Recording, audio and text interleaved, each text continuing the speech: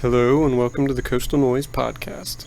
To hear more episodes, go to coastalnoise.com, click on the podcast page, and you can stream or download the audio files for every episode we have.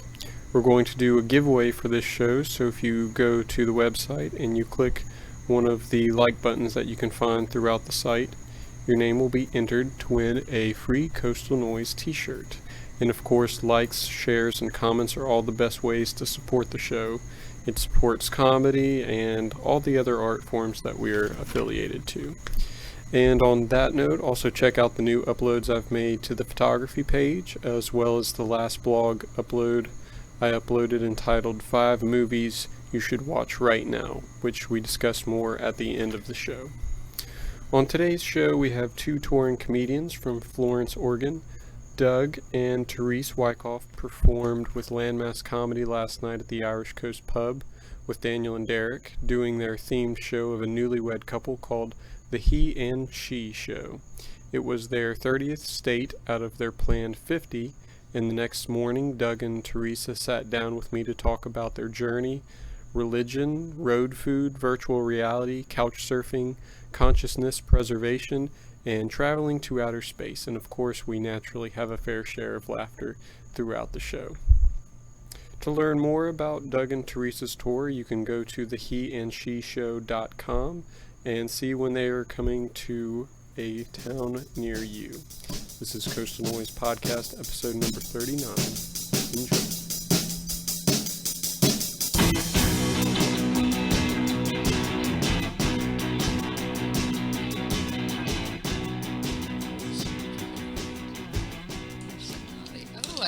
This is cool. Yeah. This is very professional. We've done other podcasts, but they haven't been so you need to be this close to here. They haven't been so professional. Closer. Closer? Yeah, you're very loud all the time on the microphone before. How come you can't be loud in here? Is this better? That's a little bit better. A little bit better? The Is that better? soft tunes today. Chick. The 80s and the 90s. Ooh, you've got a good voice for radio. Thank you. He's been told that before on radio, actually. I have a radio face also. He I've been does. told. He's been told that by me several All right, times. so what we're going to do today is we're going to start with some hot topics. I was watching Robin Williams and The Kingfisher. Have you ever seen yes, that? With Jeff Bridges as the Classic. radio host. He's got a fantastic radio voice. He does. The premise of the movie kind of turned me off at first because it was like jerk of an ass of a radio host says mean things to somebody, and like the guy goes on a killing spree, and then Robin Williams is a homeless guy who wants him to find the Holy Grail. I'm just like, It's I remember I watched it in high school. I think it had just come out. That's how old I am. It's been a while. It's been a while. And I remember the first time I watched it, I was so confused. I did not know what was going on. I had to watch it a couple times to get it. Yeah. I was a small high school student. So confused. You mean you're like physically small, or like your school was I small, was or like you were like physically- really tiny? People were like, oh, because look of her how stature, it made her very confused about Robin Williams movies. Right, because she's tiny. What's the Holy Grail about? I'm so tiny. I don't know. Sometimes I have to decipher what she says. Because he's so explain it. tall, so he gets it first. I speak Teresa speak. That's true, actually. I will translate. Go ahead. The mediator. I don't want to talk too much I actually today. did that one time because she was like screwing up on stage, and then I'm like, I will explain. And then she's like, shut up. And then she went to tell her story and like Did it again. screwed it up again. And I was like, okay, so this is what she's trying to say. He had to translate. I got like all mixed up. How long have y'all been doing the concept of the newlywed? I guess you got married first, right? Is that the? Yeah, I mean when we did the newlywed part, but we actually have done our I guess shows as a team as is a what. team together for almost 3 years. About 3 years we've been doing it. 3 years. Yeah, and it just goes by so fast. But the part where we're actually on stage together, we've only been doing that for A couple of years. a year and a half, I think, to the duo portion. This is some very exciting podcast information here. Oh, year and a half, 2 years, 3.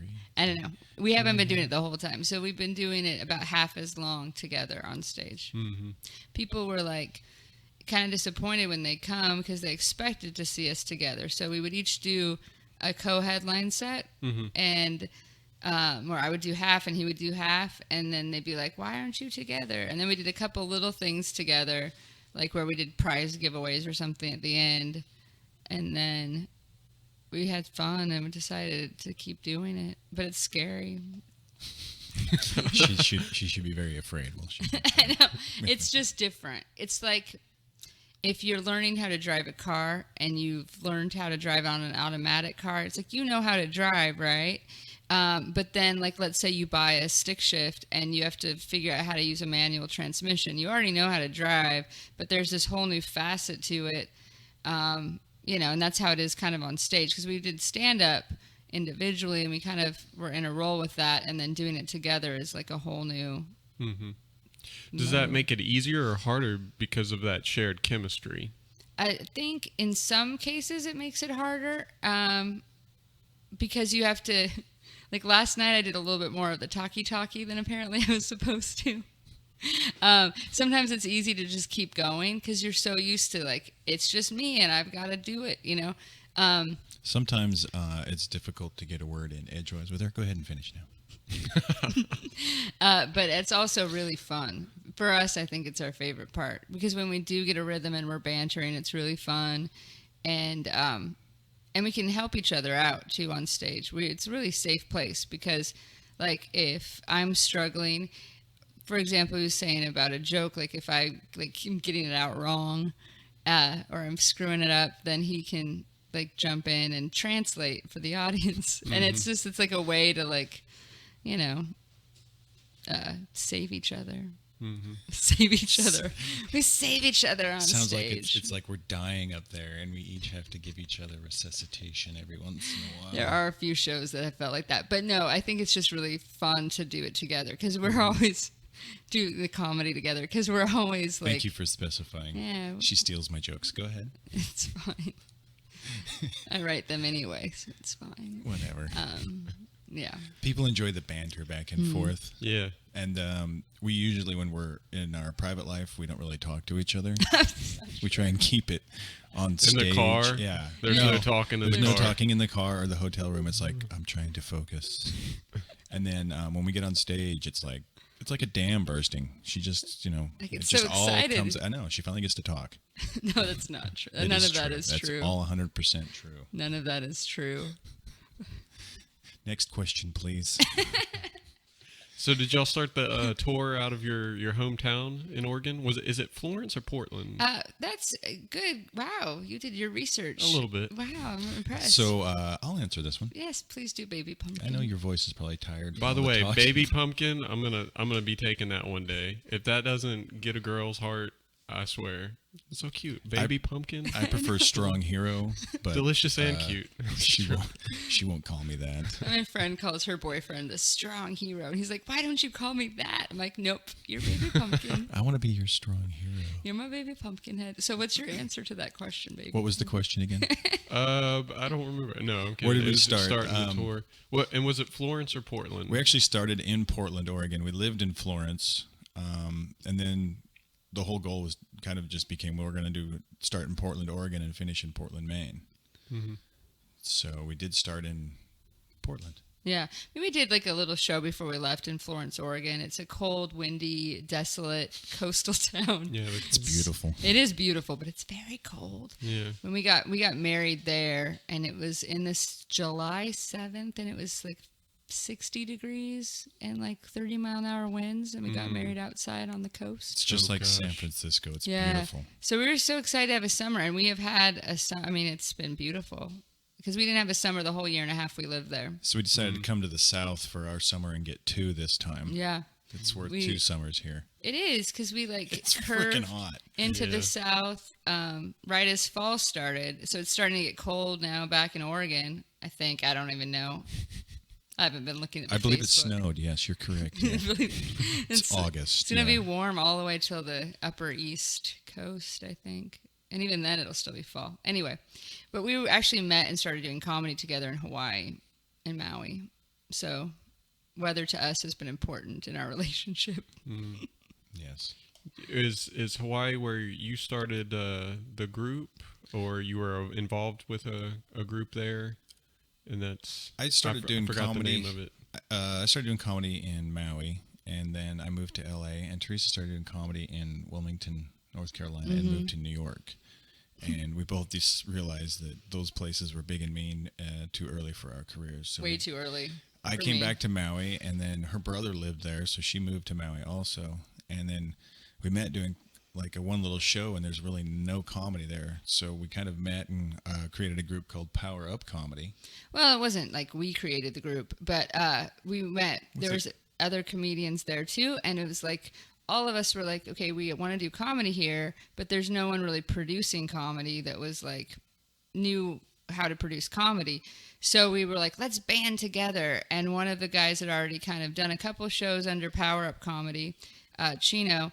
And so he's like, let's use this name. So we all, like, I think it was 5 of us at the time, banded together and started an open mic that still goes on there in Maui. That's pretty, like, it has a huge audience, actually. And then monthly shows where we brought in headliners from the mainland, and we all, like, got to do longer sets. And it was a really, like, microcosm of comedy on this small island. And I think we all grew really fast, really quickly. Really fast, really quickly. It's the same thing. She's trying to say the same thing. Yeah. There. Okay, go ahead. And it was really fun. We had a really good time. It reminded me a lot, actually, last night when we were working with Landmass Comedy. It really reminded both of us a lot of Power Up Comedy, especially when we first started. I love their name, by the way. Very iconic. Yeah. Yes. I think they said that the meteorologist used to refer to Mississippi as just the landmass. It's going to hit somewhere between New Orleans and Mobile, Alabama, in that landmass there. That's awesome. Ben was telling us that story yesterday because I couldn't figure out. I'm like, why is it landmass when you're on the coast? Like, so it's pretty funny, actually. Mm-hmm. So you're in a landmass. You basically just live in a landmass between New Orleans and Mobile. It's a generic section of land between important places. Yeah, it's here. We don't like to claim ourselves as being an actual, like, established place. We just rank too low in everything to, like, really pay attention to us. So we're just called the landmass. Not in our hearts. Well, thank you. In our hearts, Gulfport, Mississippi ranks very high because we had a really fun show. Mm-hmm. And that's how we judge places. Well, the coastal area around here is so much different than, up north in the woods and whatever else. I mean, you've got these 3 areas. Well, I say these 3 areas. Kind of Gulfport, Biloxi, and Ocean Springs are like the 3 biggest coastal towns, with Gulfport being the highest in population. Ocean Springs is more of the art, more liberal, laid back. But as a whole, this is just way more of a liberal vibe down here. And then, you go an hour and a half up, you got Hattiesburg, which is a major university town. And then, of course, the other college towns, State, Ole Miss, and that kind of thing. Jackson, the capital. But yeah, this is, in my opinion, this is the best place to be, is right here on the coast, as always. All oil spills aside. And hurricanes.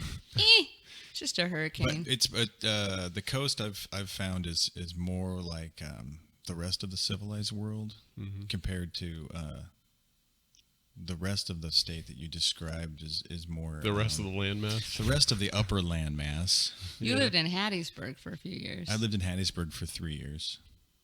I learned a lot. It was very educational. Be nice, I did not understand how bitter they were towards the damn Yankees. And also, if you're not Baptists, you're pretty much Catholic. Well, even they'll talk bad about the Catholics too. But you crazy Mormons, you were like the little devil horn people coming in. Yeah, it was a good time. It's a good time. I left Utah because I wasn't Mormon, so I moved here, and then I wasn't from the South. I was a damn Yankee. So I moved to Hawaii, where I was the stupid Howley. So white person. Just going around looking for the place to be. People just want to beat me up. I don't know if that's a problem with if it's everywhere you go that everyone wants to beat you up. There's a common denominator Maybe there. that's not everywhere else. Because I lived in the South. I lived in North Carolina, and everyone was very sweet to me. Yeah, I'll bet they were. There's a difference between you and I. What's up, baby pumpkin? Some of us can hit the lower octaves, and some of us can't. Anyway. Did you ever get around to Boone in North Carolina? Boone, the Boone, country. yeah. And the mountain people. Yeah. I didn't. No. I sound like I did. I remember I knew It some- sounded like you knew everything about it. I know. Well, I know people from Boone. I Yeah. met people from Boone, and they all had a little bit more of a deep. Okay, this is the thing I noticed about this area is there's a couple different kinds of Southern accents I've found, and I'm probably going to go into a Southern accent in and out because I don't know, I absorb it.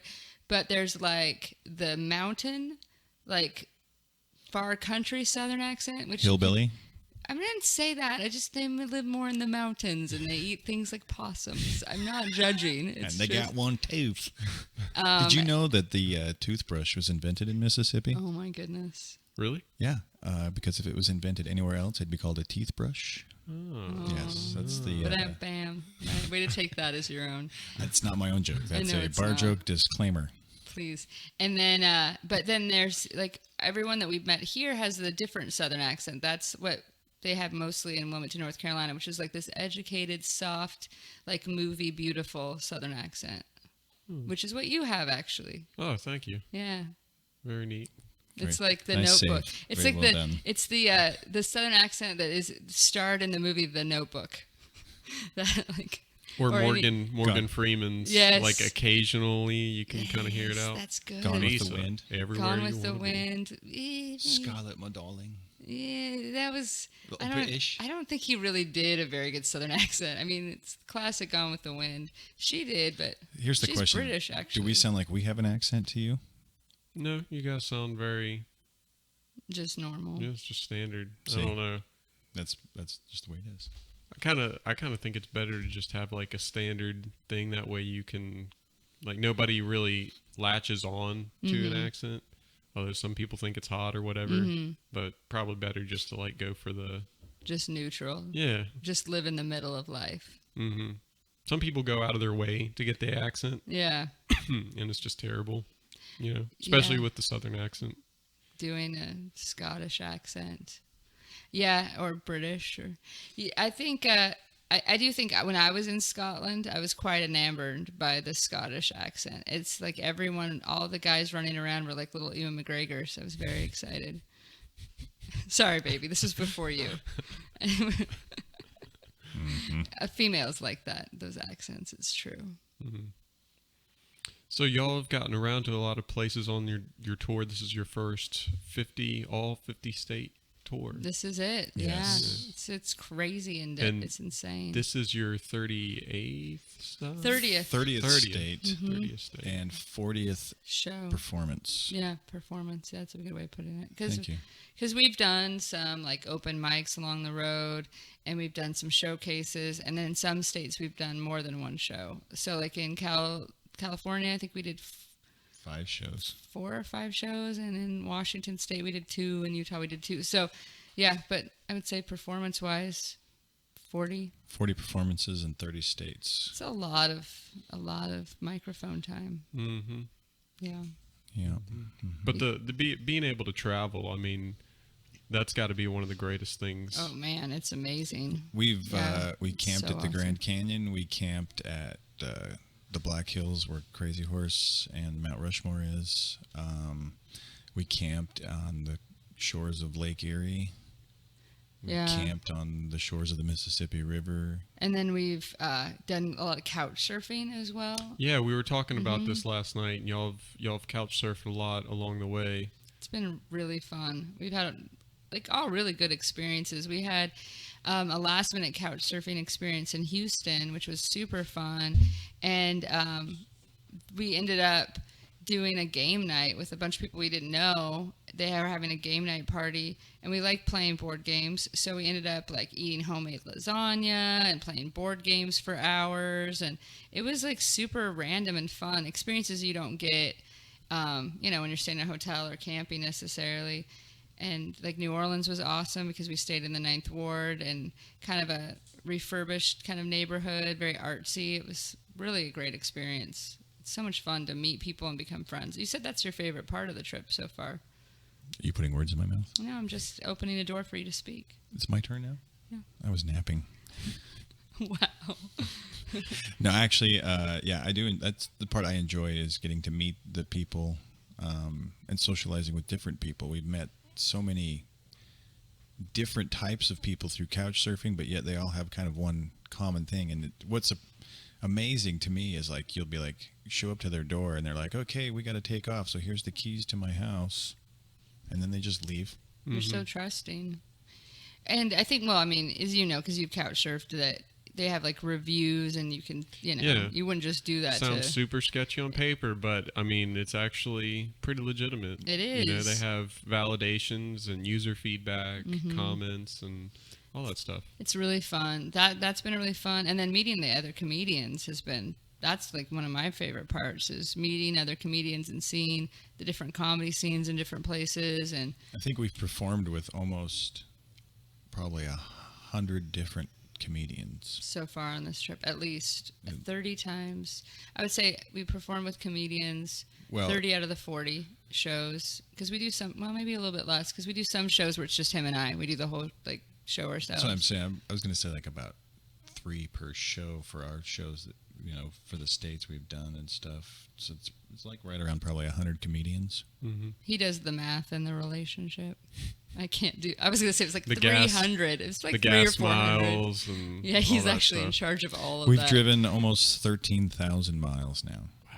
Yeah, which is crazy considering the U.S. is what, like 3,500 miles, 2,500 miles across. We just did a really We've made like 4 or 5 laps itinerary. now. Yeah, we've just zigzagged. Actually, we did. We've been planning this for a couple of years, and we had a map with pins and yarn and all the places we were going to. Yeah, it was a make it lot go. easier on paper. Like making the It map. was fun when there was just yarn and pins Right. involved. Where do we want to go? It's so easy, and you just put the It's yarn like we're on. almost there. I know. It's like having a map of Everest and like, here's the base camp, and we want to go here to It's the so top. easy. There it is. We're done. We're done. But it has flown by so fast too. Like it's just insane. Like the weeks fly by, and It's been, what, 10 weeks now? I don't even know. We left on June 27th, so you do the math. Well, I think It's about 10 weeks. 10 weeks. Yeah, it's been. So that's when I say the number. I'm not like just guessing. Wow, he's smart. Sorry, excuse me. Thank you for your validation. So y'all have had some pretty interesting couch surfing stories. You were telling me the story last night of the person in their who just let you into their apartment. Yeah, and we never won't showed- say where it was. Oh, I guess it doesn't really matter that much. But yeah, it was the creepiest but kind of awesome experience. We do you want to tell the story, or should I? You want the short version or the long version? Whichever version you'd like, just for people to hear it. Okay, so I'll tell it, I'll do it then if you want the short version. or the one with actual details. So I'll start it and then you finish it. I'll just give the highlights and translate. Just like our intimate lives. I'll start it and then you just finish. As long really as quickly. I finish, that's all that matters. Bam, bam. So that was so cheesy. Wow. Uh, Starfish. Sex ninja. So anyway, we We speak to each other. in What is going taglines. on? I know. We talk to each other. If you would like to know what these taglines mean, Watch a please show. come see a show, theheandsheshow.com. No, but seriously, back to the story. This is why I just tell them, because it's so much easier. I think the long short version, we're getting the long version regardless. regardless. Yes, she's going to give you the facts because So, I don't do it right. We were couch surfing and we were talking on text messaging about I'm like, I'm almost there. And she said, okay, I'm taking a nap as I had a really late night, but I'm going to leave the apartment door open for you. So we're like, okay. So we get to the apartment building downtown, beautiful spot in downtown Denver. Sorry, I just said it. I was going to not even say the town. And we get to the place and then... Caitlin's house, yeah. No, it wasn't. That was you're just being horrible now. But we're not going to say her last name, Smith. And go ahead. That's not her name at all. Okay, so we get there, and it's like you need a code to get into the apartment. And she didn't give us a code, and I text her and I get a response because she's sleeping. Someone lets us in, and we go up to the apartment, and it's open, and we come in, we drop off our bags, and we're like, we have a few hours to kill before our show. So we're like relaxing, and we're like, we still don't see her. Hours go by, nothing there. She's not we're like, okay, well, we gotta leave. This is weird. We still haven't met her. And so we, left all of our stuff there and then left. And I think I was worried. I was like, what if we just went into the wrong apartment that was also unlocked and just left all our stuff and hung out? And so I did text her again, and she texted back and with the code. So we came back late at night, still no one. And we're like, this is really weird, but let's just go sleep on the couch and sleep. And then we got up in the morning, still no one. And we're like, what if this is so weird. So we're talking to each other. And we're like, what if this is the wrong place? And this is so weird. And I feel so wrong. I feel like we're going to get arrested for burglary. And then she texted, she's like, oh, I can hear you guys. I've just been sleeping. I haven't been feeling well, but I wish we could have hung out more. And we're like, or at all. It would have been good to see your face. But apparently she was sick and she didn't want to make us sick. So we basically trapped her in her room for 24 hours. Well, that's a testimony to how awesome people on couch surfing are. I know. It was very sweet of her. And it was an amazing place, wasn't it? It was very nice. It had a view and of the city. The city and a baseball field and stuff. Did they have a baseball team? Does Colorado have a baseball team? The Rockies, I think. They got a football team there? They had a football team. Yes, no. The Rockies, and it's the Broncos, I and thought that the they only Nuggets, had the Little League. and the Avalanche. I thought they only had the Little League football team. We can't really throw things football team. Well, their quarterback does have some mental disabilities, and I think they get a discount for using him. It was so cute that they special needs group. She knows cute. who they are because she knows that her Seattle Seahawks beat the Denver Broncos in the Super Bowl. I thought it was really sweet that they let that mentally disabled person play football. Wow. And his name is Peyton Manning. All right. He does have a giant forehead and some diminished abilities with speaking and such. Anyway. I'm He's such a horrible hanging in person. there.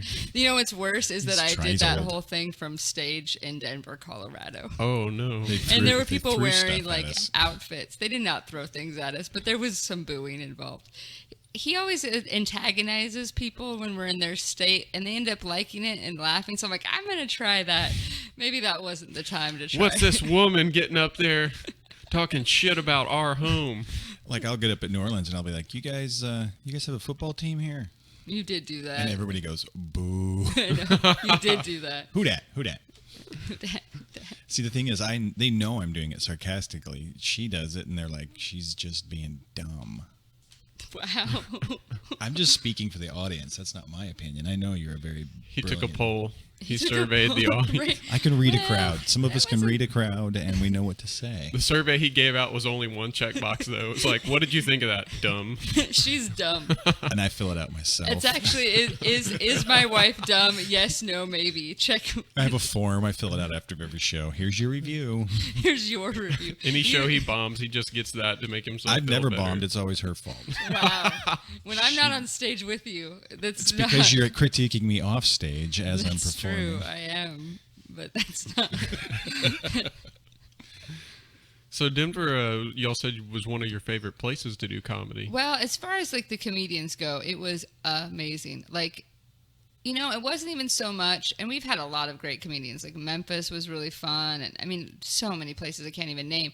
But one thing I really liked about the Denver comedy scene, which I think actually Memphis was another place that they were like this, is that, and actually Gulfport, it seemed from what we saw last night, is the comedy scene is really tight and really supportive of each other. And the thing with comedy is, in a lot of places, in most places, we're all very competitive. And so there tends to be quite a bit of drama and backbiting and gossip. And so it was really fun to see a scene where everyone was just super supportive of each other and excited to do comedy and so nice and generous to everyone. And it was really fun. And they're all very talented, very, very talented. Dallas is very talented comedians too. Oh man. And there's a lot of opportunities for new and upcoming comics to perform at open mics. They have I think one every night. In Wow. Denver and in Dallas, it's kind of the same way. And the cool thing about Denver is it's not like they just have a really good beginning scene, like where they're building and they have a lot of open mics. They have really good showcases, and then they have really good comedians that go to like just for laughs and They have comedy clubs. Yeah. It's just a good scene to try and progress in. Yeah. Yeah. It's a beautiful place too. I would say if you want to do comedy and start, trying to be, you think you're ready to take the next step, LA and New York are good places. But then if it's like, those are such big, expensive places, you want to choose someplace else, I would go with like Portland or Denver, maybe Dallas. Because, they have a great comedy scene here as far as comics and stuff, but there's just not that. They're starting there. They're just building the scene. audience, building the audience and the awareness is, They're just brand new, aren't they? It's under a year. Wow. Wow. We started the podcast, and Daniel's been a pretty integral part of that from the beginning, and that was June 2013, and we started doing them, and I think somehow or another, we were doing open mics. I've been doing open mics in the past at this place in Ocean Springs called The Grocery for guitar, basically just playing guitar. So I started doing that a bunch, and Daniel he's always been into stand-up, and I said, well, why don't you go up there and give it a shot or whatever. So he went up there and did it, and then we had another friend, Ryan, who just moved to Denver, I was telling you about, moved out to Colorado.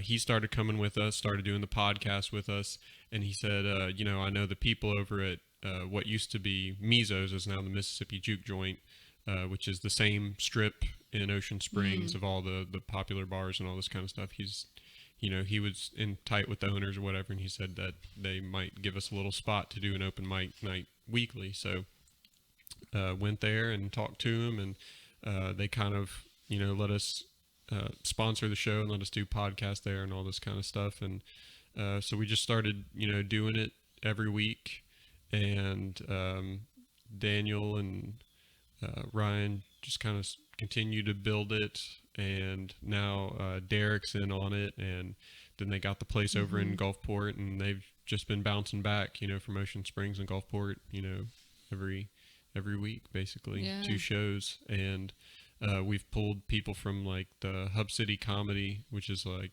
the Hattiesburg thing, and they've got a really good, formed group, and they came down and did a show, and they've got more shows coming.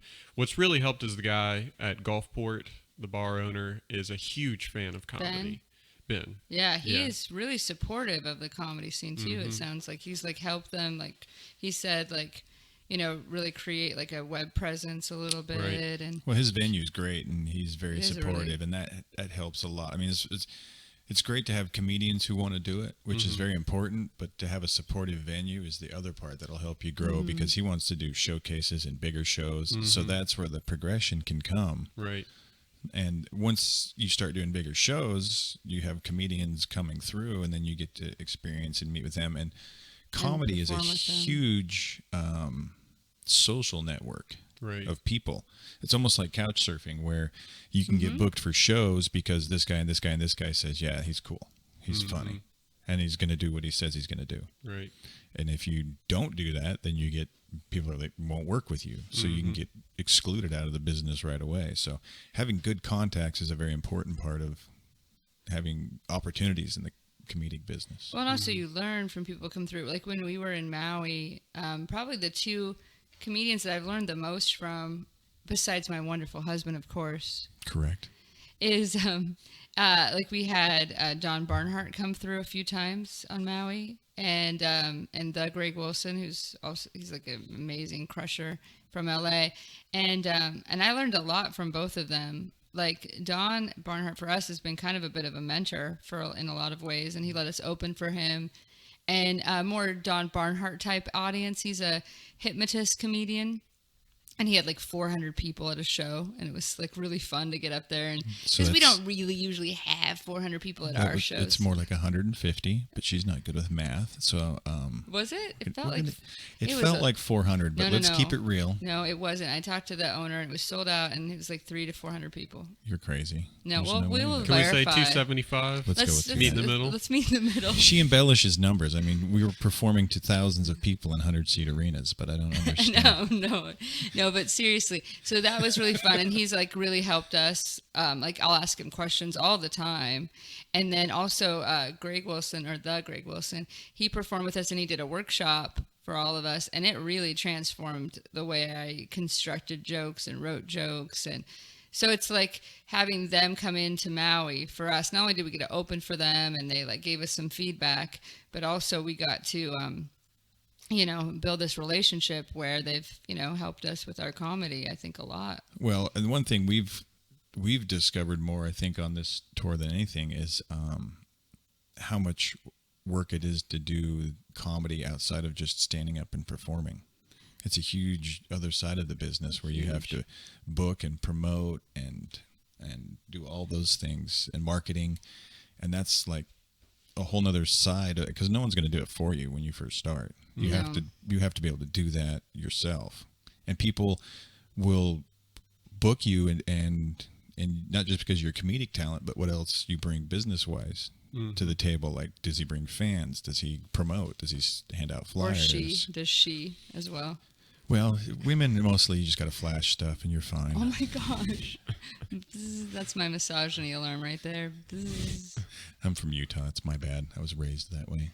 Yeah. And it really makes you really grateful for venues like Ben's venue, the Irish Coast Pub, and how well they did in promoting the show and getting the audience out, even on a big football night like last night. It really means a lot, because we go to some venues where they won't even put one poster up. They're like, yeah, it's your responsibility to promote. It is. But if everybody does it, it really makes it. Yeah, because we're on tour, and it's it's people.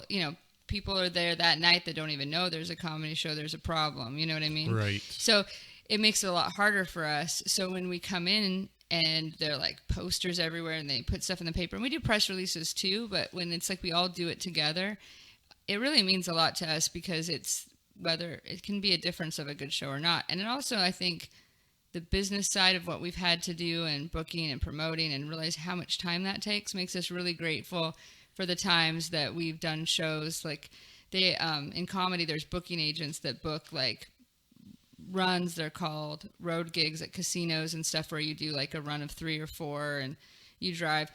And like we've used like Tribble Comedy, Dave Tribble and Barry Neal. And it's like booking agents like that, where they set it up for you. And basically, we do press releases too, still also, because we want to get a crowd there, but they have consistent comedy, and you just basically show up and be funny.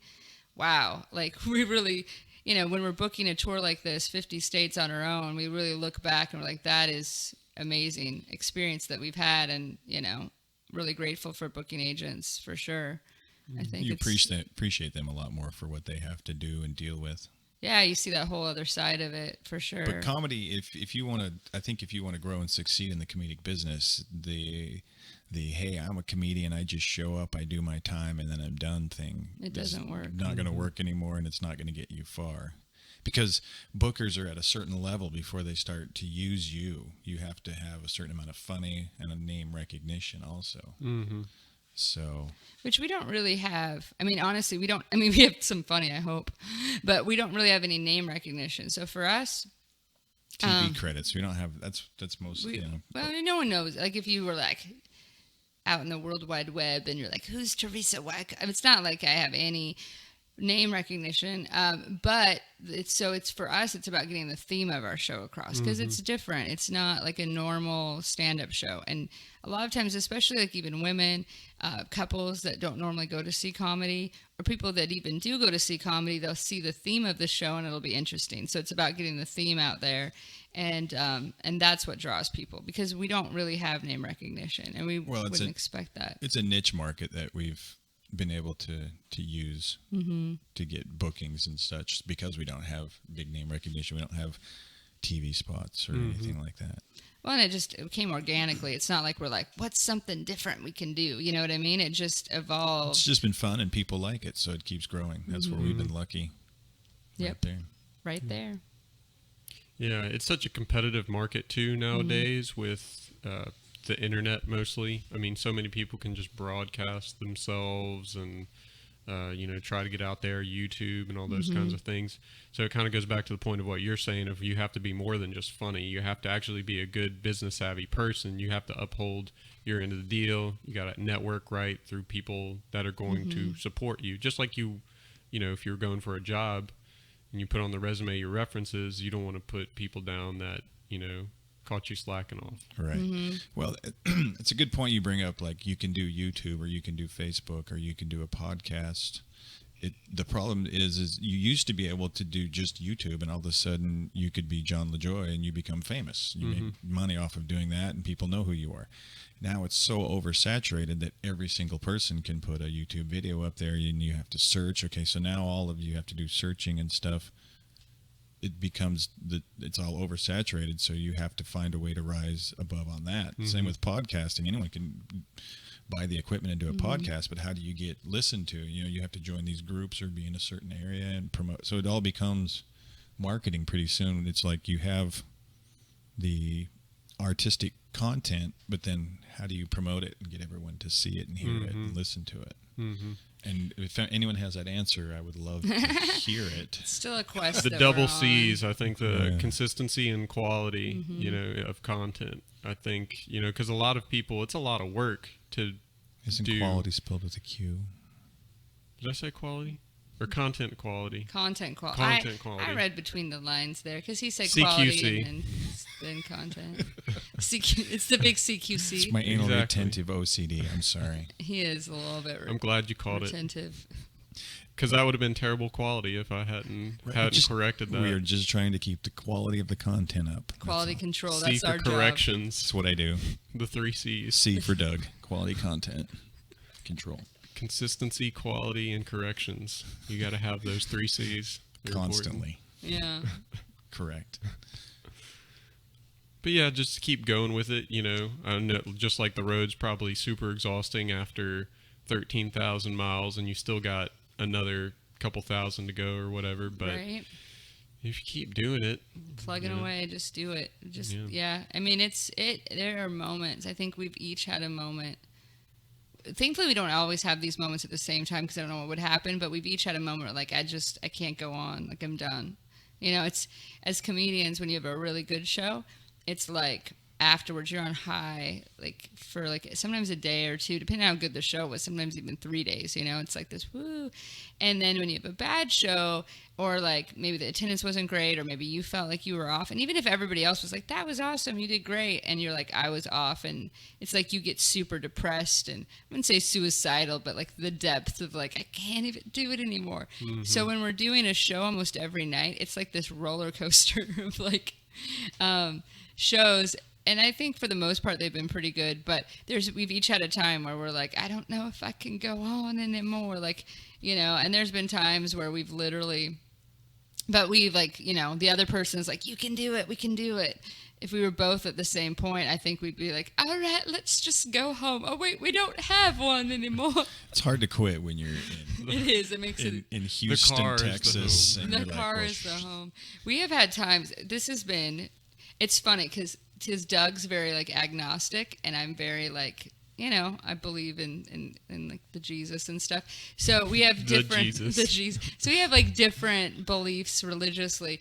But I would say for me, and he probably hates this a little bit, but, like, I think my faith in, like, something bigger is, like, really confirmed on this tour. He's probably, like, rolling his eyes right now. Well, whenever we need special things, I do ask her to pray to the Sky Wizard and wow, and that's have what I'm those talking things about delivered. right there. We could use a little bit of that. But it's been amazing. Like, okay, so a couple examples. There's been, I don't even know how many times that this is an expensive thing that we're doing. It's, like, crazy, like, way more than we thought. So there have been times that we have literally been like, okay, we have enough gas to get to our next destination, and we don't know what's going to happen after that, And then that night we end up making we've had even venues that have played us more than we had agreed, which is very rare. And it's like, okay, now we have enough to continue on. And it's just like always been at the nick of time kind of situation.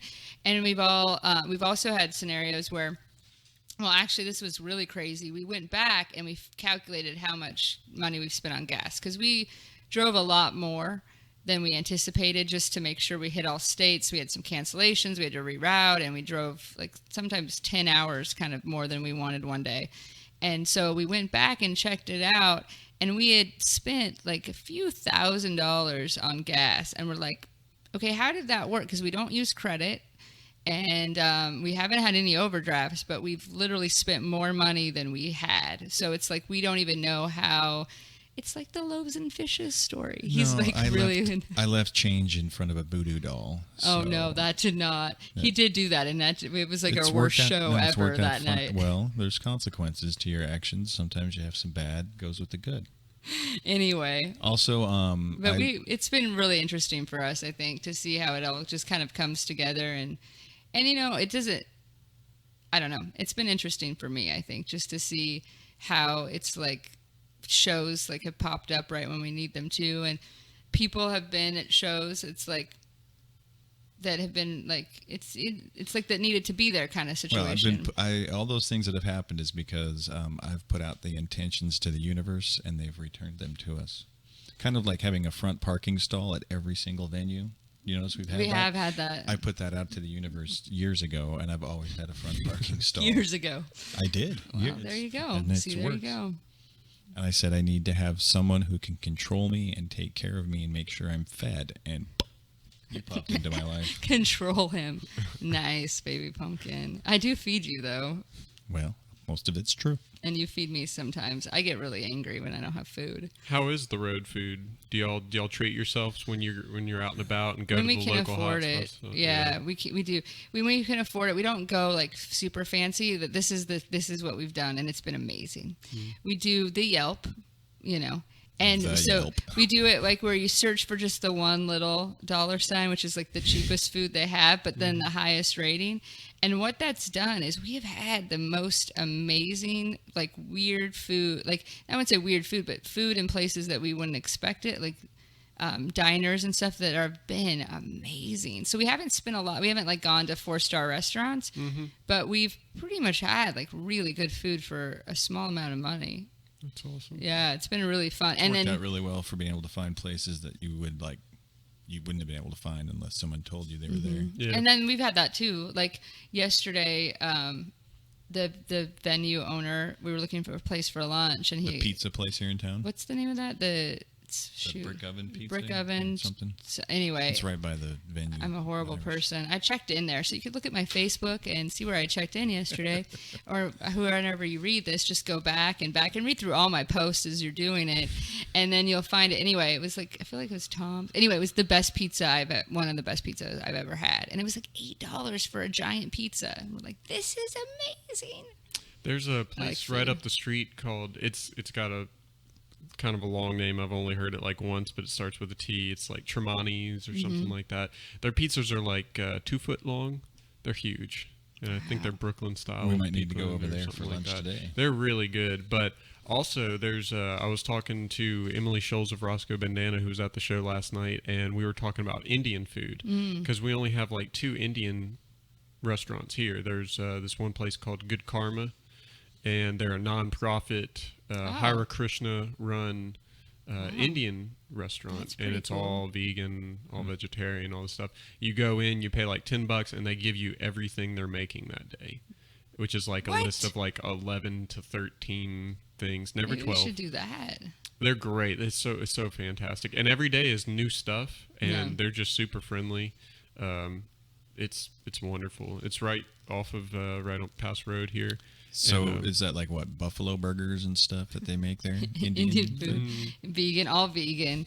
He's like afraid. I would totally eat there in a heartbeat. And he's all like afraid because he doesn't. He's from the Utah. You're talking dot Indian instead of feather Indian? Is that like an actual Indian from India? Indian. Well, if you want some meat on it, the point I was getting to is there's another place that just opened up. It's called the Orchid, and it's like 5 minutes down the road. And they do a buffet. It's interesting, from like 11 to 3. They do a lunch buffet for like $9, and I haven't tried it yet. I've gone to just order a food. I ordered like some sort of chicken curry or something like that, or it was like a spinach sauce with lamb or something like that. We would like to thank our future sponsor, the Orchid, for this section of the show. Actually, they should have a tagline, be like, the Indian restaurant that puts the meat on it. Exactly. In Mississippi. Mississippi. If you want meat on it, come to Orchids. Squirrel, possum. Oh no. Oh no. Raccoon. Baby pumpkin. Lizard. The lizard. You never had a lizard, mate. I'm telling you. Wow. But it's a good place to check out if you guys ever come back through. You got time before you go on to your next destination. The Orchid. The Put Orchid. meat on it. Mm-hmm. Or Good Karma or Tremonti's. Yeah. Well, and the Good places. Karma, that one's nonprofit, which is pretty rad. Mm-hmm. And maybe do they change? But it kind over of the sucks food? because they just like start serving their food at like 11 o'clock, Yeah. and whenever they're out, they're out. Oh, so if you come too late, it's like You are too late. You are too late. That could be their Or fact. tagline. So if Don't be too late. If you talk too much crap about Good Karma, does it give you bad karma? Ooh. Yeah, it's a bathroom thing. You better give good Yelp reviews only. Oh, they have fantastic Yelp reviews. Well, of course they do. Of course they do. do. No Good one wants karma. bad karma. No one wants bad karma. Wow, from a marketing standpoint, they've done terrific things for themselves. Good job, then. Good job, Good Karma. They have good karma on themselves. Exactly. We should change our name to that. I know, Yeah, right? the Good Karma comedy tour. Who wouldn't want to come see that? Maybe that's what it'll be on our next tour on the other way across the country if we do that. All right. All right. An agnostic and a Jesus believer. I know. What could go wrong? What could The go Buddhist tour. I know, the Buddhist tour. Is that in the middle? Is that when you meet in the middle between agnostic and a Jesus person? Is the Buddhist tour? Pretty much it. Yeah, that's reincarnation, I believe, yes.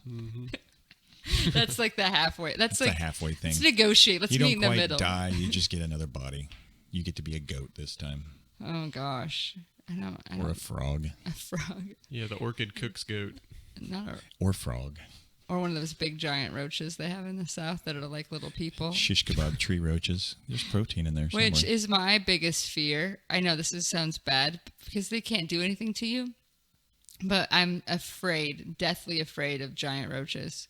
Well, I think psychological damage is a real thing. It is, and I've been traumatized. When I was in North Carolina, They attacked you and carried you off. well, no, my kitty cat, I got a cat to kill them because where I lived, the apartment I lived, had these trees that attracted them. So I didn't have as much as the basement people, but I was in the third floor and I still had them. So I got a cat, and part of the cat's job was to kill and destroy. Because after my roommate left, it was just me, and I would literally wake her up at 4 a.m. to kill a roach because I'd be screaming. So the cat's job was to kill the roach. Well, I woke up in the middle of the night one night, and the cat was shoving a live roach into my mouth, trying to feed me. Oh my And then God. I threw A the poor trophy little gift. I threw the poor little kitty across the room. I couldn't sleep. I turned all the lights on, and I was like panic stricken. Did it get in your mouth at all It with was its little like crawly 3 legs and inches. stuff? Oh, it was horrifying. And then, okay, so then I go into the living room. I turn all the lights on. I'm watching a movie on my laptop, trying to decompress, and the kitty cat jumps with its prize. But it's like, I'm gonna give this to you. I don't care what you say. And like jumped and dropped it right on my chest. I was like, no. My laptop was amazing. It wasn't destroyed in the throw. It was. Do you know they can't hurt you, right? I know. So in Hawaii, they're really big. They're like 6 inches or something. I don't even know. They're like 6 inches. Doug is now holding his fingers 2 inches apart. that's 6 inches. They're giant, and he had to kill them for me there. But you know what's been amazing? I haven't seen any the whole time we've been in the South. Oh, you just jinxed yourself now. I know. Bad It's karma. Yeah, been- in my house. You just jinxed yourself in my house. I know. You're like, I didn't have them before. I mean, I'm like looking on the floor. No, it's daytime. They don't come out. That's right. They're I was vampires. out on break from work, and I came back, and I only get a 30-minute. So I was coming back, and I wanted to make eggs, toast, and bacon. That was what was going to happen. That was what was So that gonna takes happen. a lot of work, right? So Wow. I come in here and I'm like cooking it up, getting it done. I get my food, I eat it, all this stuff, and I'm about to about to leave. I've got like maybe 5 minutes to get back to work, 10 minutes or whatever. No big deal. And I see something out the corner of my eye, and I turn to look, and a cockroach goes from the counter and climbs into my silverware drawer.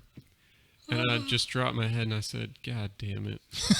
Because you got to go in there. You can't just let him. You can't, because he'll just be all over the stuff. So I went over to the drawer and I opened it up. I pulled it out slowly. He wasn't in there. I was like, God damn it. He crawled behind. So he's crawling over all your silverware. He probably hit time. every utensil on his way out the door. And I was like, when I get home, I'm going to have to clean every one of these dishes or silverware pieces. You have to, because they're... And I got off work a couple hours later. And I came home and I was exhausted. And I looked at that drawer and I said, fuck it. Well, and I picked some spoon and I ate some cereal with it and I went to bed. I have a story similar to that. I went to a fancy dinner with my mother one time and I was like starving, hungry.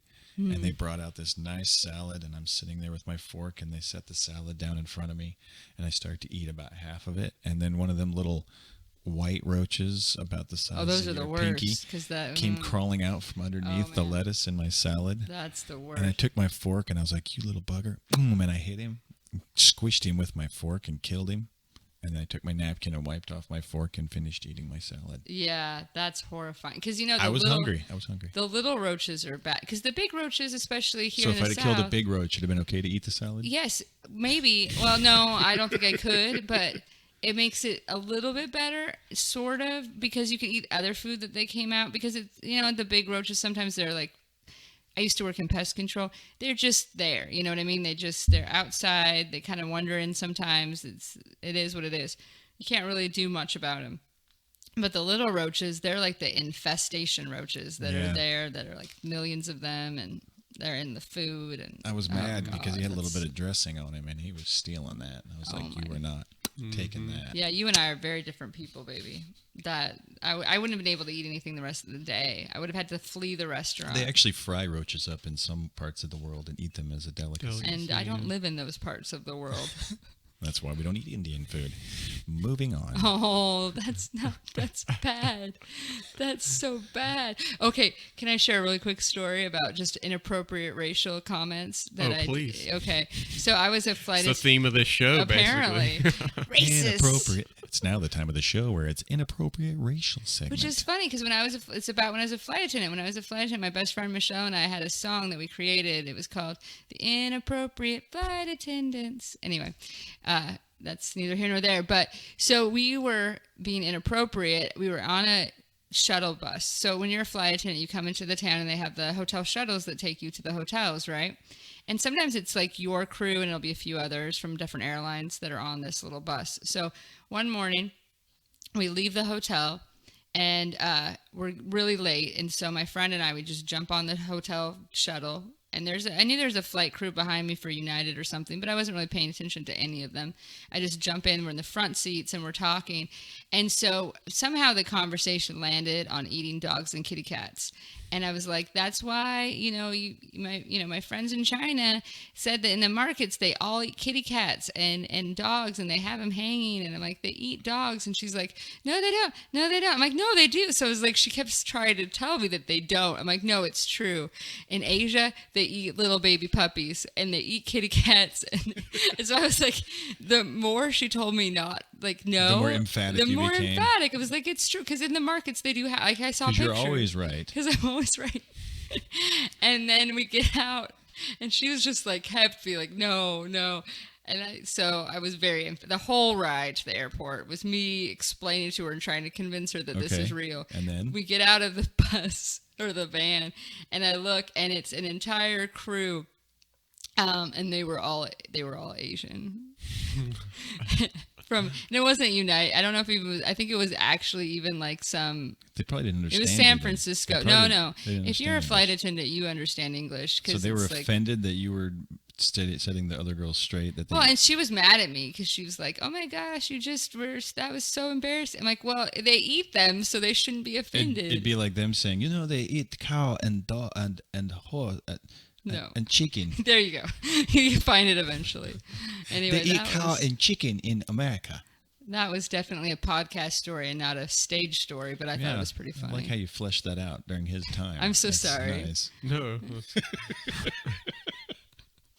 It's good. We needed a break. We were both tired of talking, and we were ready to listen for a while. Have you ever heard the story of like the couple who will go to an Asian restaurant and they bring their dog, and the guy, their waiter, doesn't speak good English because it's like authentic whatever Chinese Mandarin whatever, and they place their order and they say, "Can you feed the dog?" And he's like, "Yeah," and they're like, "Can you feed the dog?" And they do the thing where they spoon, like they're spooning food into their mouth, and he's like, "Oh yeah." So like he takes the dog off, like presumably to give it food.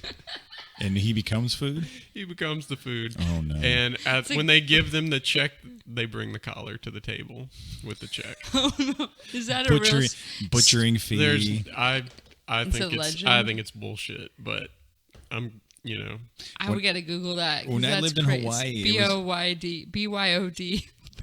urban legend. Bring your own dog. Is what I would categorize that. When I as. lived in Hawaii, it was on the news. 2 guys from the Philippines got busted and sentenced for stealing a dog from a golf course and then taking it home and barbecuing it.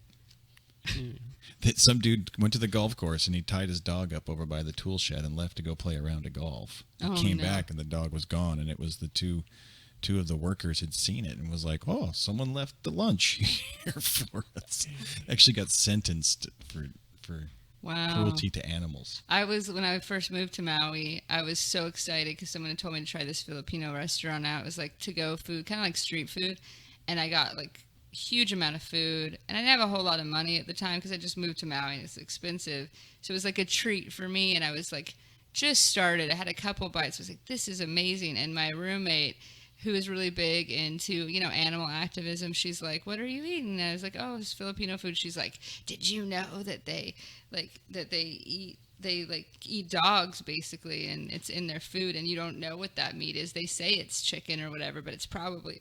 I couldn't. I was like, "But this is so good, and you just ruined it." Because you told me after that I would have. Close your eyes. I'm sure it was fine too. I'm sure it was nothing. It's fine. No, I just feel so racist, right? But it's not as a racist. Why did you want to go into a racism story? I don't know if it's is it racism if the culture actually does eat, like you said, dogs? I don't know. He was really excited for you to go into the whole racism thing, and then you started talking about Asian racism, and I think it might have thrown him off a little bit. No, I followed. He's like, what kind of racism is that? They have that other places? Oh yeah, that's true. Back to what you were saying about the people who did the dog in and they got jail time for it or whatever. Yeah. Reminded me of a story. Have you all heard of swatting? There's this thing in the news recently where video gamers, it's in the world of video gaming, where kids, like if you're playing Call of Duty or something like that and you get beat, there's this thing called swatting where one of the players, the one who loses usually, who's pissed, can somehow look up the IP address or something of the other person, their opponent's Xbox, figure out where they live. So they'll call up the police and they'll say, "I just killed 3 people, and any cops that come into my house, I'm going to kill them too." And they give the address of the person. And so the SWAT team shows up and busts down their door and will arrest that person that's been called on. And this is like a thing that's been going on for a while now. And recently, just in this past week, or like a week or two ago, in Louisiana, 15-year-old kid, 25 to life for swatting on 2 accounts. Wow. It's a good thing that we don't play the Xbox Live anymore. Or you're rude. I mean, that's a very rude thing to do. Well, I mean, I wouldn't swat So he got someone, but busted I for would calling win, the and SWAT on people then? He called the SWAT. Well, that is really a stupid thing to do. I'm not surprised. I would be less surprised if he was 16. I'm surprised that a 25-year-old would be like, "I'm just going to call the SWAT." What could happen? 25 What years could go old? wrong? No, he was 15. Oh, then that makes more He sense. got 25 to life. Well, as 15 though, 15, yeah. Wow, that's a little. I mean, that's a little strict. That's I a wouldn't- little I would strict. think. According to the reports, it was a hysterical case from his point. I mean, the kid was just constantly crying, And at first I was like, man, 25 to life for something. I mean, you could give He's the going to be kid 40 before he gets out of prison. You could give the kid 5 to 10 years, and Right. that is more than enough, I would think. You're not Couple going to years do in it again juvie. after that. But he's going to federal prison for his- terrorism. for his whole life. They're making an Most- example yeah. out of him. But he's Uh-huh. 15. He's under 18. Isn't that doesn't that count for And something? they'll fight it. He probably won't get the whole thing. And he'll Yeah. get He a already juvenile got time. And Yeah, they'll probably put him away for a couple years, and just Let to him make back the out. example, and then be like, all right, well, we'll work with him now. Just kidding. Because at first, I was thinking to myself, I was like, man, 15, and for that long a time, like, that's really hard. And then I read That's the almost article, like selling weed. and then his it said his gamer tag was badass dog 69. I was like, oh, they should probably put him away. That kid's been talking shit for years. It's a good thing that your son never lost when he played Call of Duty Xbox Live. He was never a loser. Right? I'd be like, SWAT's outside. Get the guns. Let's stand off. It's time. They're coming for the guns. No, that would have been me because I always won, so they'd stick him on me. Actually, we used to play Call of Duty all the time. I got him an Xbox for his birthday a couple years ago, and so we would play because I wanted to play too. It looked fun. And we stopped as soon as I started winning. I noticed all of a sudden he didn't want to play anymore. He was like, I'm done. You let her win one time, and she's like, we quit because I win the game. Yeah, one time. That's what happened. Actually, Her most awards are what? most time prone and most kills from behind. Just like our sex life. Bam. So bad. Ba-dum-bum. Most time prone. I hope I your can mommy's see you not just- listening to this. I was hiding in the weeds the whole game. I didn't get any kills, but no one got me. I know. That's how I first started to play. It's like it's a lot of fun. Because when I first started, I would just get destroyed immediately. so- Someone would accidentally stand in front of her, and she'd shoot him in the boots, and then I didn't get any points, but she did get one kill, so she beat me. No, that's not how That's it. how it goes. No. You guys might want to look into all this like VR stuff that's going on with the video game world for your while you're in the car and stuff. If you just wanted to put yourself in a different reality and not have to deal with the other person for a while. Really? Yeah, VR stuff is about to take off huge. There's this thing called the Oculus Rift that we talk about on the podcast all the time, and I've been following it for the last 2 or 3 years or whatever. And it was just in the last couple months that Mark Zuckerberg bought it. What is this thing? like You're speaking It's words. like I don't- goggles for It's- visual. Yeah, but 3D it's not. reality. It's not like the crappy things of the past that were just horrible and clunky and all this stuff. I mean, it's still got a long ways to go, but they can run modern video games off of it now, and people have developed peripheral devices to accommodate it. Like this one thing called it's like the Orbital or something like that. It's this freestanding platform you stand in, and it's got a dome bottom that you wear shoes like Converses or something that kind of has no traction, and you can walk in it, and it's got 2 poles that come up the side, and then it has a thing that goes around your waist to keep you in, and you can walk in it, you can run in it, you can jump in it, and it What? tracks your movement, and you can if you're playing Call of Duty, you have the guns that you can buy that are like the controllers, and you can run around, and you're in the game because you have this thing on. And that's already happening now. They've already put out development kits like Kickstarter to get it going, but Mark Zuckerberg came in and bought the whole thing, so now he's working with it. Wow. He bought it for $2 billion. So we're becoming the Matrix. Pretty soon we won't have to leave the house. I was gonna say you don't ever have to do it. You don't ever have to leave again. Yeah, and I'm kind of excited for Zuckerberg to take it because he wants to implement it with social things, put it into TV. I've heard this thing where he wants to launch a satellite that has all these different cameras on it, and once a week he'll turn the satellite in a different direction, and you can put on your Oculus Rift and choose a camera of this satellite that they're all telescopes, and you can just look out into space in whatever Wow, direction. that is pretty cool, Whatever direction actually, they're yeah. facing that week, That is actually Wow. pretty rad. courtside That is pretty games, Courtside game. Wow. Yeah. Why would you ever need to leave the house again? That's creepy. I mean, it's awesome, but at the same time, it's really scary. I think it's really creepy and scary. But Well, really there's rad. 2 things that always lead the technology age. One is gaming, and the other one is the porn industry. Nice. So baby. once the porn industry gets a hold of it, that thing will just take off. Which they already have. Literally. They're implementing Right. the peripheral I'm not devices surprised. and everything. So it's like Google Glasses, but different, but like Totally completely- encompassing. Yeah, It's like a helmet you wear with like man, it would make car And rides with you much look more enjoyable. You look around and Be you somewhere see else. whatever direction you're looking at. You know, they have a lot of games for like Xbox One that you can already use for it, and people kind of have an advantage just because they don't have to turn a stick to look. They can look as quick as their head can rotate. You know, so they're gonna fine tune it and all that stuff, but. Wow, that's just crazy. You think about the military implications of it. It's creepy. Well, here's You know. another thing too. What happens when you possibly are disabled or for quadriplegic or paraplegic, or even you get so old your body could be on life support, But and you then could could just use that and you could still almost like function socially, yeah, like if it's in a social. That's funny. I remember like some like apocalyptic talk thing. I say I'm a Jesus-y person, which is true, but I used to be really super religious, and they had this scary apocalyptic discussion about, you know, like soon we're all just going to download ourselves onto the internet. It was like in the early 2000s, late 90s, and then you're just going to download your brain on there, and we're not going to be people anymore. And it was like, that could never happen. That's like happening right now. That's It's pretty close. Yeah, you can download your consciousness into memory chips or something like that. I mean, eventually the storage is going to be so efficient, and just the way that it processes and renders the information you put into it, you'll be able to have all your memories and your personality traits in it. And that's just like on a memory chip. Instead of freezing yourself, why not just preserve your consciousness and then upload it into whatever medium that the future comes up with, you know? That's what you talk about. Like all a the digital time. tree. Maybe you'd want to be a tree in your next life. So before you die, you put your consciousness into a memory stick. They create digital trees that are like half organic and half technology. But what if you're like after I don't know why you'd want to be a tree. And what if you were like, it sounds good to be a tree, and then you're a tree, and you're like, I don't want to be a tree anymore.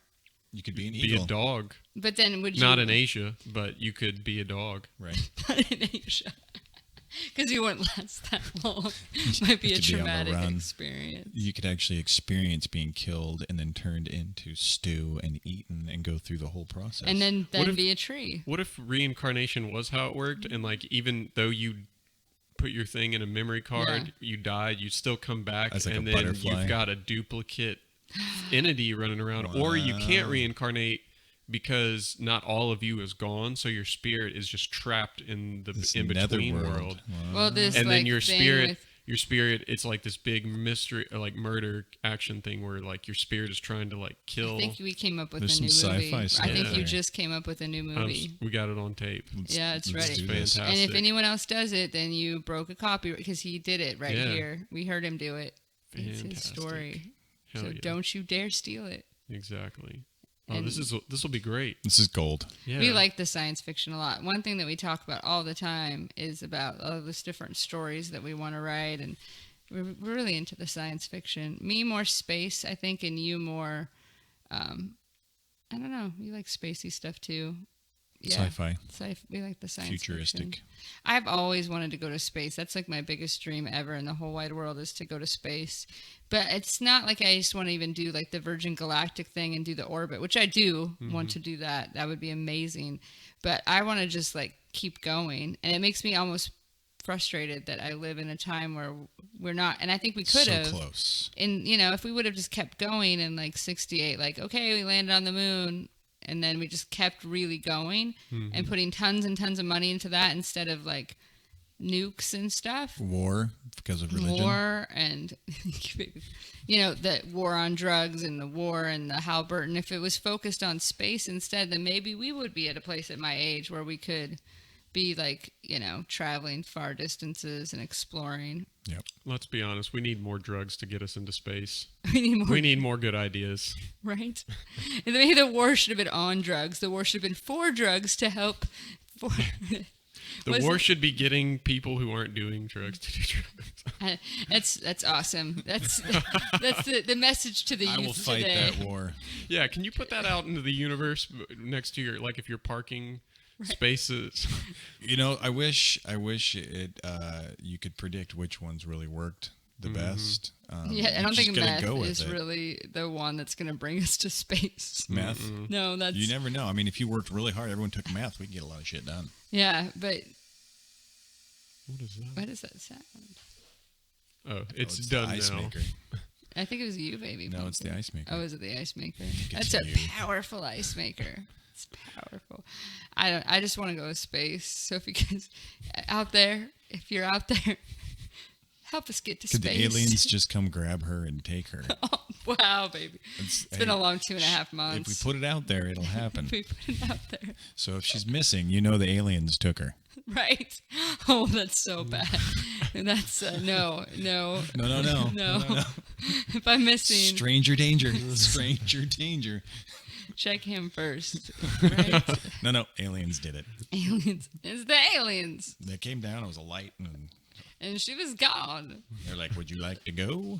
And I was like, no, I'll stay here. But she's gone. So I pushed her out. And I was like, take her first. Don't take me. Tell me if it works. Come back if it's a good thing. Or just put her thoughts in a memory chip and send that back. Right. Seems like that'd be less of a hassle. Yeah, you could upload me into any body that you wanted. Take Sophia her thoughts. Vargalis, Leave the meat whatever. carcass behind. That's what happened. I didn't kill her. They left her body and took her memories. It was the aliens. Worst defense ever. So don't even try it. We could donate her body to science. No, just donate it to Asia. They'll know what to do. They'll know what to do. They're getting bored over there. They need new ideas. Some of the Fijian islands, I think they still... Pacific The Islands. Fijian Islands. Yeah, don't they eat people? I don't think they eat They people. don't eat people. But in Papua New Guinea, I That think there one. are some tribes that they still do. That's the one I meant. Yeah, I know, baby. Okay, thanks. We work together. We're a team. You're my memory. I am his memory. It's literally. true. We talk all the time about shows. He's like, okay, now which one was that? And I have to go into detail. I'm like, this is the one where we stayed at this hotel and we did this. Okay. 40 shows, they all kind of blend together. Not for me. She's an elephant, I am. and her memory's good too. But wow, that's enough of that, Bam. I take that back. That's just mean. No. No. Boo. Send her to the burn ward. Send her to the burn. That's hot. But no, if you in the car, if you can't get all that equipment for Yeah. the VR stuff, The orb and Google has this thing called Google Cardboard. Mm-hmm. And they don't even have a patent on it because it's so simple. They had a big conference or something, and they just gave a bunch of development kits to a bunch of developers and gamers and just anybody who wanted one. And it's just a kit of cardboard with 2 lenses and a magnet, and you assemble it around your phone, and then you can put your face up through the cardboard, through the lenses, and using the the gyroscopes and the motion sensors that are in our the newer phones, smartphones, you can get on Google Maps and take tours of the whole world, but it's completely encompassed in your vision. You can get on YouTube, and the menu for it is so cool because all you see is a bunch of screens with pictures or movies in motion, and you just look around with your head, and it based on where you're looking, that screen will get bigger if you want to select it, and then you use the magnet. It's the only button on it, and it uses this magnet isn't something that's connected into your phone, but there's a compass feature that uses magnets in your phone to find out. That's what reads this little circular magnet switch that's on the outside of the cardboard. You press it down, and it recognizes that you're pressing it down. So that's the selector button. So it creates a switch that way. Yeah. Yeah. But they have, So they have where do you couple get those games. cardboard kits from? You just order them? Or? I haven't looked at it since I read about it. I'll look now. But you could go on Amazon and just buy the kit for $10. that's amazing. Yeah. That's pretty rad. But the hope is that people will, think of more ideas for it, and that people will actually just take it to a whole nother level. just a really smart move by Google. Just wins them brownie points, basically. Google is amazing. They want to go to space, too. Google's all about going to space. I'm waiting for the self-driving cars. I think that'll be awesome. He's very, especially at this point. Especially right now. In our tour, he's like, I would really like a self-driving car. Do you do majority driving? He does all of it. 99.9%. He's literally done. The only time he didn't was one night in LA for about 1 mile and it's actually really cool because you want to say that you drove across the country, and it's been really fun, and it works out great because while he's doing that, I sit in the passenger seat with my laptop and my little data thing, and I work on booking and promoting, and we actually don't talk that much in the car anymore because I'm focused on doing that, and you're driving and listening to music, which we used to always talk. I talk to her. She tunes me out mostly. So it's a one-sided conversation. Listen to the radio. I'm working. I drive. Things like sometimes I'll eat a little bit. Sometimes he cries. Sometimes I cry. I sing to the radio. I do whatever I want. It's a lonely, lonely world. Oh, no, but I am really working pretty hard over there. And other stuff too. I'm going to show you the pictures here. That's the Google Cardboard kit. Okay. That's one of the things on Amazon. It's $25 and free shipping. There's a couple of them that this wasn't the most expensive and highest rated one. Oh. So when I was first looking at them on Amazon, there was like 2 or 3 options, and they had like no reviews. So it was this real kind of like, I don't know about this. But now that I looked, it's like the whole page is full of different developers who have all different kinds of. They have black ones. They have ones with straps that you can just, so you don't have to hold it. You can just keep it attached to your head. And they have actually good reviews, and they're priced well. So thing is, you just got to make sure that your phone is compatible. You need an update, like a Galaxy S5 or a. Is iPhone 5 this? It might be. No, because it's Google and Android. So I didn't like it. I tried to have an Android phone once and it didn't work. I would say I'm enamored with the iPhone, but mine doesn't charge. I mean, it's really bad. Like it's like your third one or something. Yeah, the third iPhone 5 I've had, and they've all been like, every one is worse and worse when it comes to the battery life. Like I got this one because the other battery life was so bad, and this one, a full charge will maybe last me 2 hours. If I'm on the phone, like an hour. It's really bad. Yeah. It's like which is going to be bad for New York because now we have the phone charger in the car and I can be strapped to it. But when we're out and about. Well, iPhone used to be the smartphone to have, but I think the other ones have caught up now where it's like they have so many issues with the screens breaking and the batteries and. The screen's so tiny. It is. Well, we'll see what happens in a week when they release the new one, right? I think it's like a week before they announce the new one. A few days. Do they have pictures of it? I like the operating system so much. I've seen some this is probably what it looks like, and they look giant. It's like bigger than the 5, and the screen goes all the way to the edges from what I've seen. So we'll see. I like the Apple operating system a lot because it's very intuitive and easy, and the Android was very confusing and never did what I wanted it to do. We are not sponsored by Android and Apple for that matter, which is why we're not sponsored by anyone really. Actually, that's not true. We have kind of a sponsor, don't we? Who's our sponsor? Is it okay if we do a little sort of plug? I feel like that's my phone. Ignite Hospitality Services. Yeah, they've been amazing, especially if you're a touring musician or any artist, comedian. They basically, you do trade work. Sometimes it's like a mini performance or social media stuff for a hotel, and then you stay for free. So because of this, like when we were in New Orleans, we couch surfed for 2 days in the 9th Ward, which was awesome and super rad. And then we spent one night in like a beautiful 4 or 5 star fancy brand new modern hotel. St. Charles. St. Charles. The Royal St. Charles. The Royal St. Charles. And then, so we did that for one night, and it was beautiful and super fancy. And then we did another night in the middle of the French Quarter in this like historic hotel. Pierre. Yeah, that was built in like 1780. And Louis Armstrong stayed there, and it was all these cottages. And if you've ever been to New Orleans, from the outside it looks like kind of cool, but majority of the town, especially in the French Quarter, is behind or all the courtyards and stuff are that you can't see. So it was really cool being back there and seeing like they had 5 courtyards with pools and gardens, and it was like the secret side of New Orleans. So because of IgniteHospitalityServices.com, I'm hoping that's right. Because of that, we've been able to stay at like some amazing places. And it's been nice because it's like we'll camp, we'll couch surf, and then we get a nice hotel that's like a comfy bed. And it always ends up, we've never had it really rain when we've been camping or bad weather. It always ends up that we're in a hotel whenever there's a storm. Like every single time. I put that out to the Yeah, universe. I was going to say that's probably what Doug. that is. I'm going to take credit for I'm that. going to take... Praise Buddha. Praise Buddha. Whatever You you guys... want to. Oh, Your imaginary sky wizard you want to pray to. wow.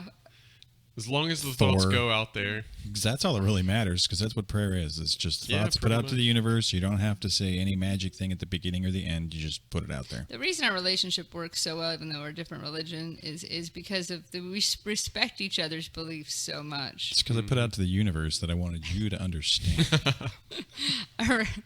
I respect his, and then I just take it when he makes fun of me. And is tolerates basically- me. Okay. I just roll my eyes. I'm just whatever. It is what it is. I'm used to it. It's fine. Maybe you should pray for me to stop. See I how don't that know if works. I even have the faith for that. You don't have enough faith. That's what it is. But I'm Sinner. fan. Sinner. Oh my goodness. Anyway, I don't even know where that Why are was. you bringing up I constantly don't religion? know. Are You started it. I feel no, like I did you not. started You did. it. It's because you're insecure about it. I don't No, understand why you have to was bring just it up. talking about how awesome it's been, and you're like, it's because that you. Can I just at least get some confirmation that he's the one that brought it into the religion? He's shaking his head no towards No, you. he is. He's shaking his head yes. No, I wildly. commented first. It's no. He's actually completely stoic right now. I think he's tired. He's I just want to scared. watch you guys. He's scared is what it is. There's fear in He's those waiting eyes. for the throat punch. Go for it. I know. She's far enough away. I can get away quickly. I always threaten to throat punch, but I've never done it. But I threaten it usually when I'm hungry in the mornings and he refuses to stop for food. And I'm the violent, angry one. He's not. You're not. No one's ever said you're a violent, angry one. No, I'm very peaceful. Yes. It's my religion that keeps me. Oh my god.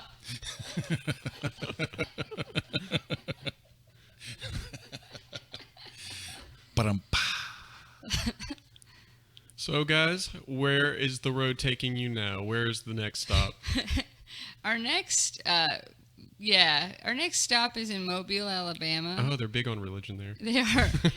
From what I've heard. The great thing about Mobile, Alabama, and then later Panama City, Florida, is that we don't actually have shows set up in those towns. We couldn't set those up, which is kind of rare for us. Usually we've been able to set up shows in every state. So when encountering this phenomenon, we don't know what we're going to do because we have to perform there. We're going to be there. We have a hotel tonight in Mobile, and then we have a hotel tomorrow in Panama City. So we're not sure where we're going to perform. She's real big on the street busking. Yeah, we have never had to do that before. We've What never had is- to do a what is rest. street busking? Street busking is when you perform on the On the street to street. strangers that Street don't. performing. It's a fancy street term. Busking is like the Yeah, fancy term. that's cool. It's what they use. It's the colloquial term for like the couch surfing people. Colloquial for couch surfing? Yeah, whatever. I don't know how couch surfing worked its way into busking, but anyway, so we've never had to do that. Usually we've at least gotten a bar that's let us perform. We've only had to do that once even. So this is one of the first times we've encountered this where there's like we've had a situation where we had to perform an open mic before, and it was awesome. It was an open mic for music, like your friend did, and we got up there and I told them that we had never done comedy before. This was in Kansas. And that we had dared each other to get up there and do stand-up comedy for the first time. And they told us that they thought that we should keep doing it. They're like, you did pretty good for You your guys are first okay. time. You did I okay. know, I was hoping for a little bit more than like, you were okay for your first time. You were pretty good. I'm like, Let's put your name on the wall. let's put your name on. Anyway, you a gold so, star. but there's no open mics in Mobile, Alabama on a Friday night, or I don't believe in Florida on a Saturday. So we will keep checking to see where we perform. I don't know. It might be a beach somewhere. If you have any suggestions, a coffee shop, a street fair. If you Usually can dark find- alleyways are pretty much the best scenario you can put yourself in. I know, right? The best. That's always the best. I feel like there's roaches there, though. In a dark alleyway in Mobile, there'll be roaches. Maybe you could just do it in the hotel bathroom or something. Yeah. The hotel bathroom. No, we actually have to do a performance for at least one person, I think, to count it. Is that the rules now? I feel like that we have to use microphones. It has to be Is a that performance. what it is? I don't know. We haven't decided, but We we haven't have to do all 50 states, right? We can't do 48. We could, but then that would be there wouldn't be a 50-state tour, and we would basically have failed. So I don't know. Is there a hot spot where people just hang out in Mobile? Do you know? Being There's a the local. entertainment center region, something, isn't there? I don't know. I don't know much of the There's a Mobile area. college Go there. through it all the time, but it's usually just to get to other places. That are better. I only say that out of bitterness because not one We'll put this podcast out after you do the show. Right. Well, I have literally contacted every bar and coffee house in Mobile and Dolphin Island as well because I like it there and it's close and it's still Alabama. And everyone has said no. So I'm a little angry and bitter towards Mobile, Alabama right now. There's a college there though, right? Like we could just maybe even go to the college this afternoon while they're walking around. And just yell jokes at people. Do a minute set, a minute each, a minute set. I don't think you could do it. Or we could do our duo. I don't think you We have could the do 2 mics 1 on minute. her.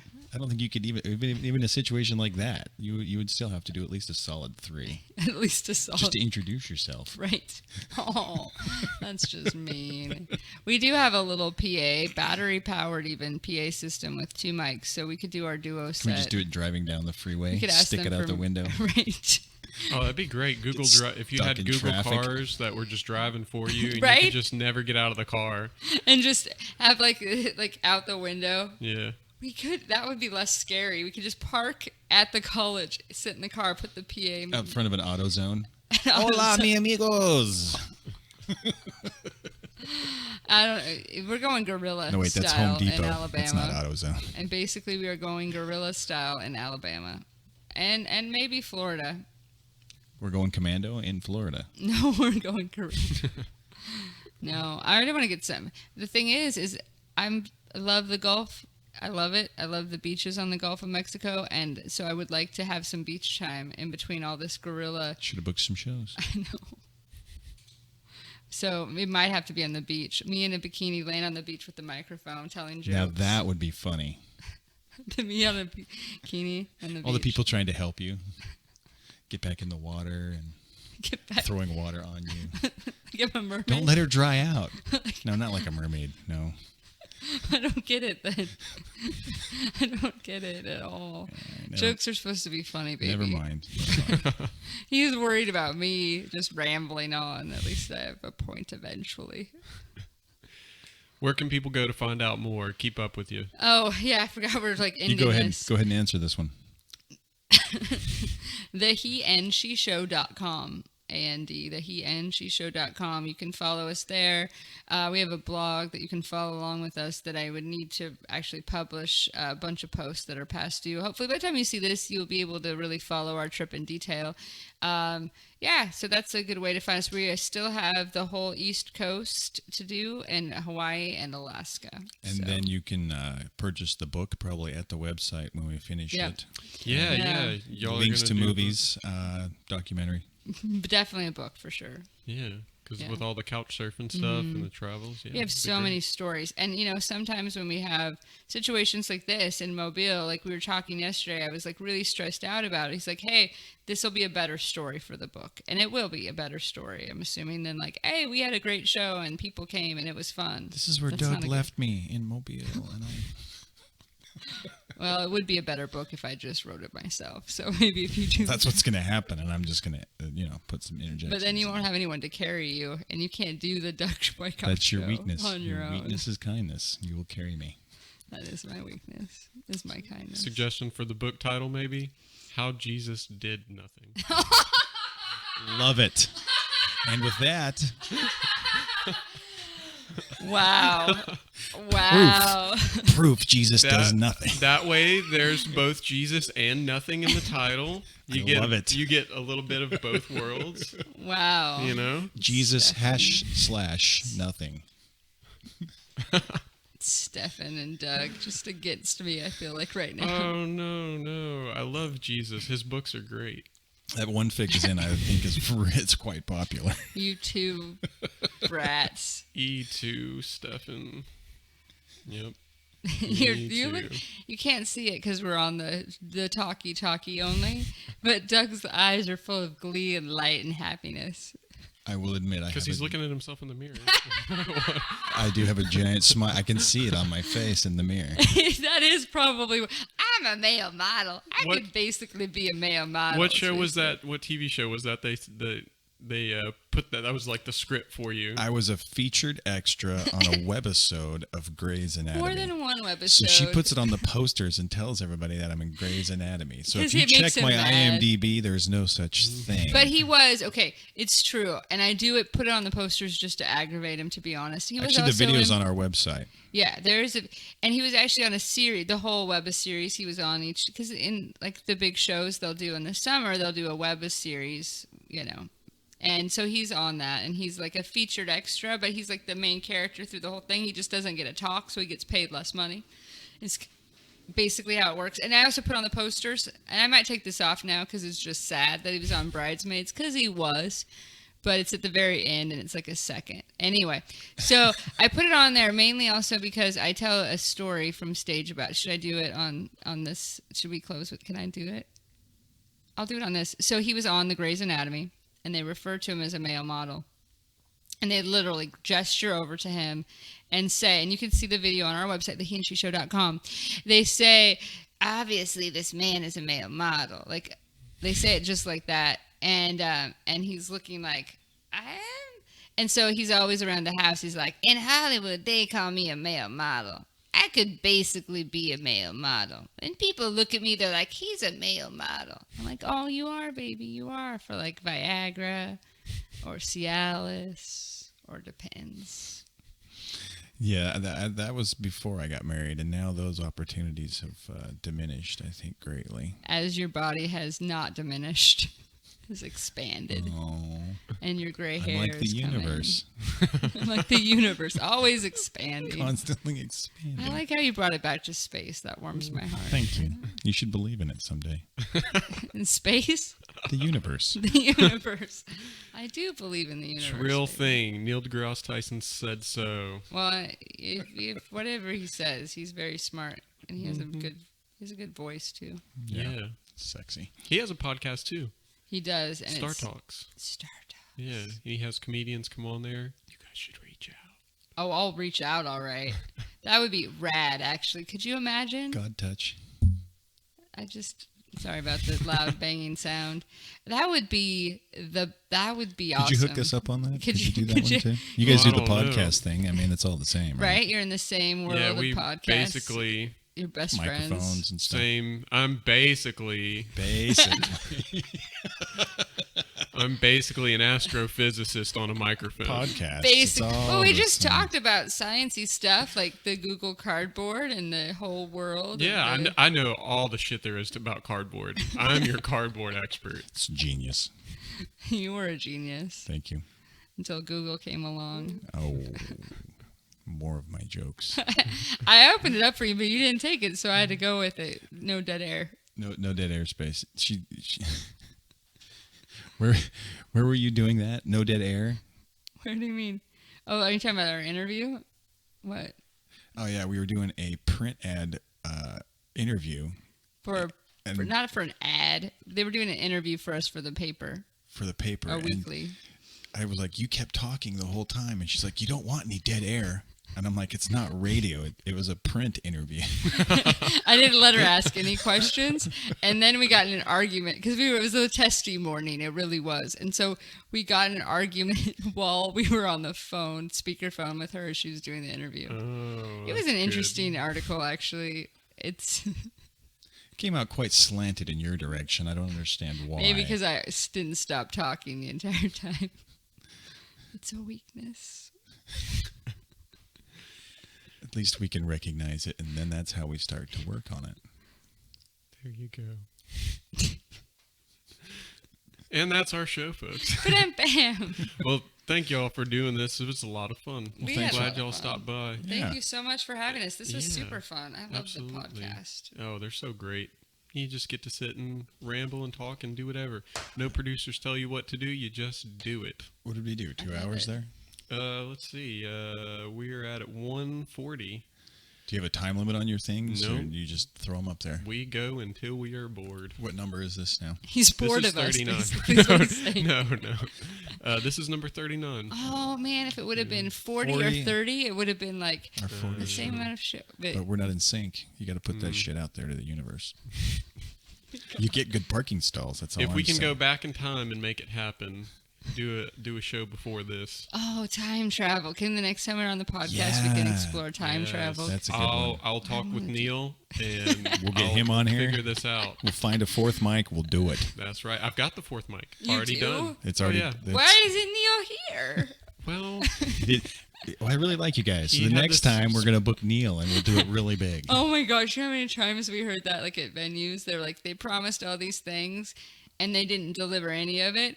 And then they, like, after the show, you're like, well, we didn't really know about you, but, so we didn't really promote it. But now that we've seen you, the next time you come, we're really going to push this. Yeah, we'll we're going to really push promote it. for you guys Like, next time. that's awesome. There won't be a next time. There won't be. He's angry and bitter over here. So we'd like to thank Ben again at the Irish Coast for watching our videos before he booked us to decide if he liked us enough to promote us before. oh yeah, absolutely. But he watched them and then still booked us. That's I know. That's awesome. That's the Thank beauty you. there. That is the beauty. If you want to hear the more podcasts, you can go to coastalnoise.com. We've got it all there for you. I've got a couple blogs that I've put up this week. Top 5 movies that you should see right now, including the talented Mr. Ripley, Matt Damon's early career, Moon, a British sci-fi movie, The Fisher King, of course, Ghost Dog, which is a pretty cool movie about Forrest Whitaker, who I plays... thought it was an Asian movie about food and. No, but it is Asian themed. Forrest Whitaker plays a mafia hitman who lives by the codes and philosophy as outlined in the ancient ways of the samurai. I've seen all those except for Ghost Dog. Ghost Dog's pretty cool. It's a Jim Jarmusch film. He did Dead Man with Johnny Depp. It's a Western kind of thing, black and white, out of the 90s, 95, I think. It's the year I graduated high school. He's got a movie out right now called Only Lovers Left Alive.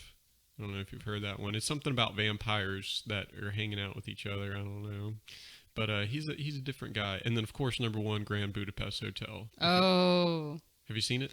We haven't yet, which you is the got it. first time I have not seen a Fantastic. Wes Anderson movie when it initially comes out. I actually flew to New York once to see, which movie was that? The day, like it came out like a week or 2 weeks early in New York. And I was a flight attendant, so it's not that dramatic.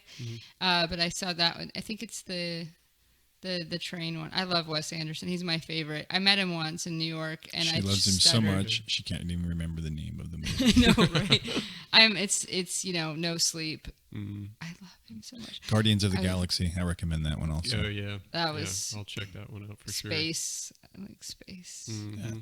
But Wes Anderson's amazing. Yeah. We're gonna watch Grand Budapest Hotel immediately. Yeah, for sure. It's an absolute must-watch. Jason Schwartzman is wonderful. On the Oculus Rift while we're driving in the car. Oh, that'd be great. That'd be great. I know. With the war of drugs over. And we're going to space. We'd have to do it in a self-driving car. Oh, yeah. Solve the world's 'Cause problem that- right there. All right. That'd be like the way like car accidents Yeah. would be so terrible because you'd be finding people who weren't driving and just wearing VR like things, and it's like, man, so weird because normally they'd be responsible for the accident they were in. Now we're just finding them like watching porn in their car. Like, it's doing not my nothing. fault. It's Google's fault. Yeah. This is It's their Google. car. Big Surrey has tried to kill us enough that I don't know if I trust, and Guri as well, which is what we call the brother. Google Voice. The Mail. Google, the Google one, like Google Maps voice.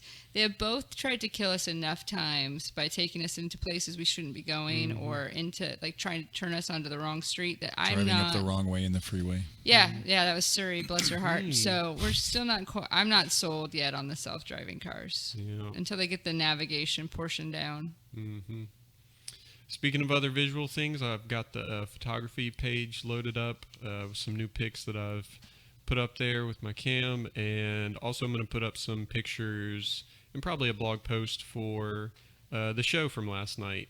So I'll have some pictures of Doug and Teresa and Daniel and Derek and all that good stuff. So you can get on there and check it out and say nice things about it if you'd like. That'd be cool, right? Woohoo. Can't Absolutely. put good things out there. You know what I'm saying? Right? You get a parking spot. That's all, folks. Thank you. Good day. All right, thank you. Bye-bye. I think I spilled chai on your chair.